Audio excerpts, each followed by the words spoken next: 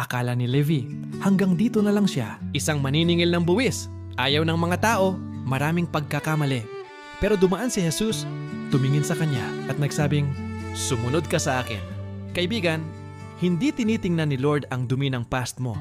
Tinitingnan niya ang potensyal ng future mo. Handa ka na bang tumayo at sumunod? Sabi ng iba, dapat holy ka muna bago lumapit kay Lord. Pero sa gospel ngayon, si Jesus mismo ang nakisalo sa mga makasalanan. Bakit? Kasi hindi ang magaling ang kailangan ng doktor, kundi ang may sakit. Hindi kailangang maging perpekto para tanggapin niya. Sa hapag ni Jesus, laging may bakanting upuan para sa'yo. Minsan, ang higpit ng kapit natin sa mga bagay na akala natin magpapasaya sa atin. Pera, bisyo o maling relasyon. Pero tingnan mo ang kamay ni Lord, nakalahad, naghihintay lang na bitawan. Mo ang mga yan para mahawakan mo ang tunay na kapayapaan. Bitaw na at magtiwala sa Kanya. Si San Antonio Abad ay lumayo sa ingay ng mundo para hanapin ang Diyos sa disyerto. Sa gitna ng ingay ng notification, deadlines at pressure ng buhay, kailangan din natin ng sariling disyerto.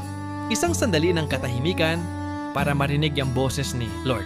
Kailan ang huling beses na tumahimik ka para makinig sa Kanya? Nasa gitna ka ba ng overtime? Pagod sa paulit-ulit na routine? Pakiramdam mo ba walang saysay ang ginagawa mo? Tandaan mo, si Levi tinawag habang nagtatrabaho. Si Saul tinawag habang may hinahanap.